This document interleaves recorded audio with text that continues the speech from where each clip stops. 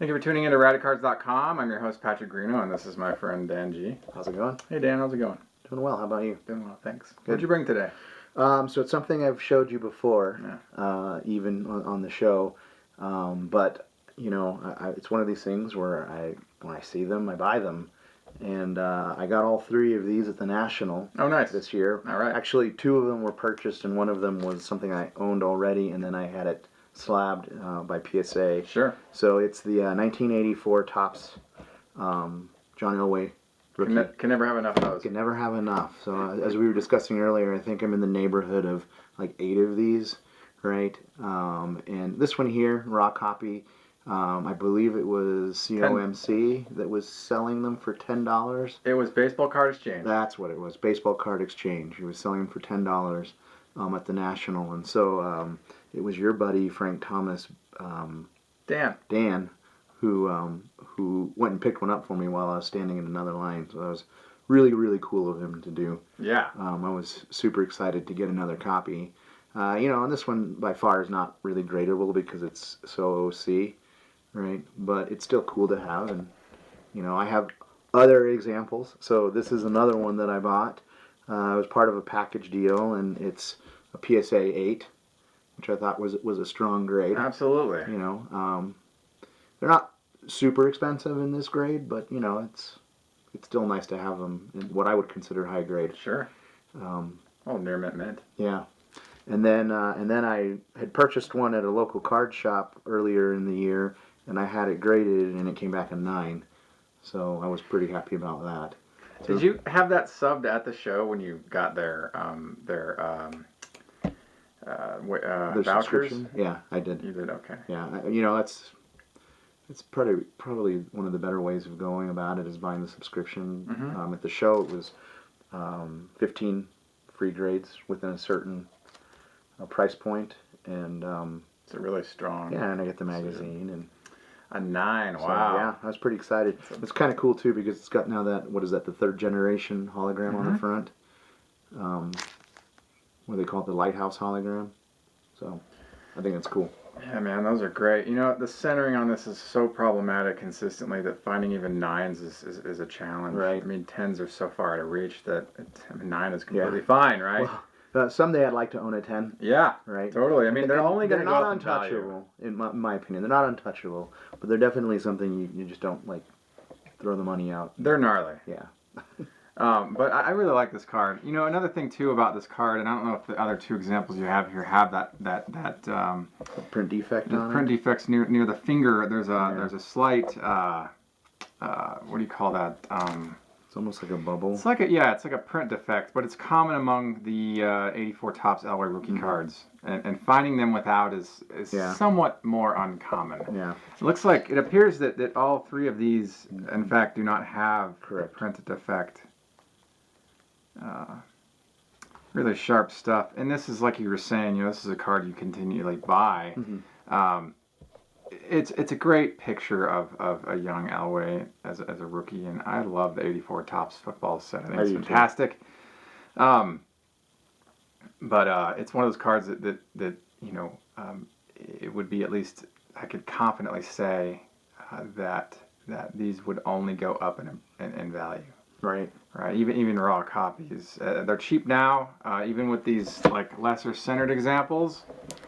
For $10, you can't go wrong there. Not at all. It's like, a no-brainer. And I think mine are about this centering too. I guess C plus B minus, like right in there. Yeah. With centering. But I'm happy with this card in really any condition. This and the Merino. Mm-hmm. And there are some lesser-known stars and some stars in there like Howie Long and Dale Green and some other guys in the 84 set that are just a classic set. So when I look at this set, I'm like reminded of when I was younger, always wishing, always hoping to finally land an Elway rookie. And to be quite honest, I think it was at the 17 National that I got my first and second copies. I think those are my first and second ones because when I finally did archive everything when I got back, I had realized that the Merino was the only one I had, and it's in poor condition. Good stuff, man. Yeah. Thanks for bringing those with us. Sure. You can never get enough conversation out of the 84 Topps Elway rookie. I think it's just a great card. Right. When did you find out about the Elway rookie when you started collecting? Was it immediately? I was pretty early on. Yeah. I always started with baseball, and then kind of transitioned into other sports. But football, it was just a natural move, and it was probably one of the early ones.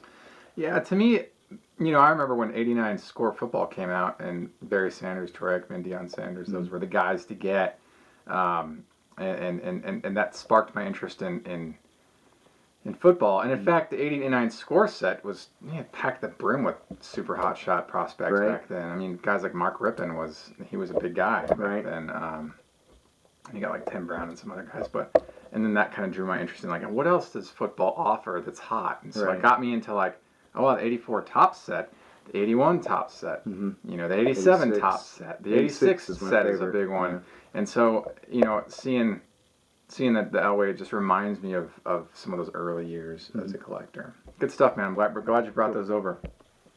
We're going to talk about baseball now, modern, and we're going to talk about a guy that was hot in 2010. He came up with the, I believe it was the Reds, Cincinnati. Right.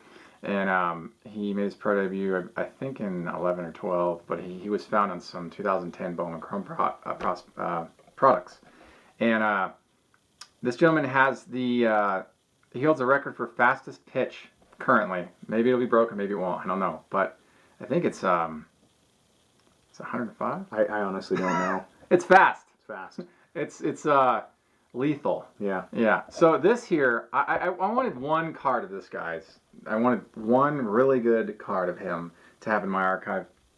And I'm pretty picky, so I waited some more, and I've always kind of like checked the market on stuff. And then I was following, other searches, and in one of those other searches, this card came up. I was like, well, that's the one I want to get. Mm-hmm. So I grabbed this. This is the Aroldis Chapman, 2009 Bowman. It's one of the Bowman releases. It's a Superfractor. There are many. Bowman Chrome, as you know, is a multi-level release. And this one comes out of... I just, off the top of my head, can't remember which release this is specifically. It's the Baseball Classic version, World Baseball Classic. So this is one of his first cards, essentially. I certainly learned about this after I had learned about him in 2010 Bowman Chrome Prospects, which was a hot card back in 2010. So, yeah, this is a great one. This is the official 1 of 1. There's the print on the back, the 1 of 1 serial number. I only show that because there are a lot of... Take a seat. Yeah, please. There are a lot of Superfractors floating around that are considered proofs. They don't have the stamp on the back. Just a lot of that stuff floating around the market right now. So I try to get legitimate 1 of 1s when I can find them. Not to say that the proofs aren't desirable. I think they're great. I just prefer to have a pack pulled 1 of 1 Superfractor, and this is the one that caught my eye. I've really looked up to this guy because of his speed. Like how fast he can throw a baseball. And if you've ever tried to throw a baseball as a non-professional baseball player, I mean, it's hard even to crack the 60-mile-an-hour mark. And so I feel like I see these records, and I'm just completely blown away by speed. It's like almost unhuman. So I was really glad to get this into my collection. I'm really picky, but I'm much more of a singles guy than anything, and I wanted one really good Chapman card, and this one was the one that came along and made sense to me. This was it was a bin for a long time, and I watched it, and even saved it to a pin board, and then I'm not going to spend $1,000, right? So I just hoped that it would come up at auction style, and certainly, it did. And so I watched it and placed a hefty, a fair bid, and I was able to walk away with it. So cool. I guess this is, I think, one of my better purchases of 2017. Certainly one of the better ones that's non-Thomas of 2017. Mm-hmm. There have been a few I've talked about on the blog, but this is a great one, I think. Certainly a nice, desirable addition to the archive. So, I just want to say that I don't typically use the magnets myself. This came in the magnet. It actually came in this exact magnet without anything else over the top. Oh, wow. And it still survived. So it hasn't been prepped for archive yet, but it'll get there. So that's that. And I considered maybe sending this into BGS just to have it in a nice slab. Mm-hmm. It's centered well. It is centered well. Yeah, I guess like 60-40. you know, 55, 45, something like that. So good stuff. That's what I have today to share. I hope that you enjoyed that. Dan, you have any final thoughts? I'm good. Okay. And thank you for tuning in to Radicards.com. And until next time, enjoy collecting.